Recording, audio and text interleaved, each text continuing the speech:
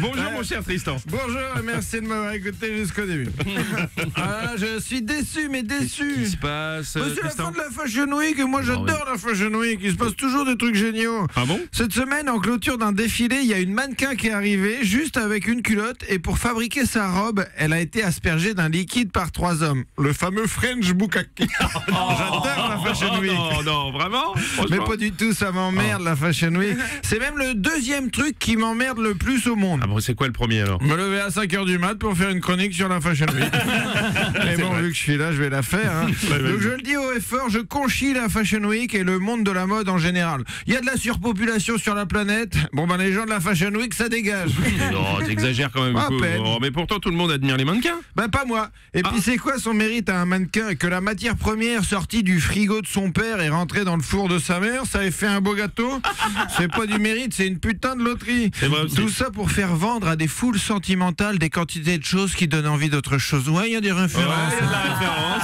C'est Il y vrai. en a qui vont voir des psys pour savoir si ça va ou pas, mais quand t'as besoin du réconfort d'un bout de tissu pour te sentir bien, c'est que tu vas pas bien, mon pote. Hein, c'est pas ce bout de tissu qui va te serrer dans ses bras et te dire « Emmanuel, rentre chez toi, il y a des larmes plein ta bière. » C'est pas ce bout de tissu qui va te taper dans le dos en te disant « Non, Jeff, t'es pas tout seul. » Et qui c'est qui fait vendre ces bouts de tissu? Les mannequins. Ouais, on sent que tu les aimes pas, ça Du c'est sûr. dédain. On est même sur un profond dédain. Ah bon? En plus, ils font tous la gueule. T'as déjà regardé un défilé et à un moment, tu t'es dit « J'aimerais tellement que ce soit mes potes. » Jamais.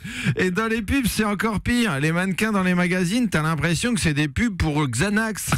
Vous avez déjà vu la gueule de Léa Seydoux sur les pubs Vuitton? Ouais. Elle a autant de joie de vivre qu'un croque-mort neurasthénique en fin de carrière. Elle a autant de joie de vivre qu'un enseignant à la rentrée de septembre. Elle a autant de joie de vivre qu'une soupe de lentilles froides. Elle a autant de joie de vivre qu'un fonctionnaire au retour de sa pause du midi. Ouais, quand j'écris ma chronique, je mets plusieurs propositions et puis j'en choisis une. Là, je savais pas trop. Hein. Il y a le choix. Je vous le mets quand même.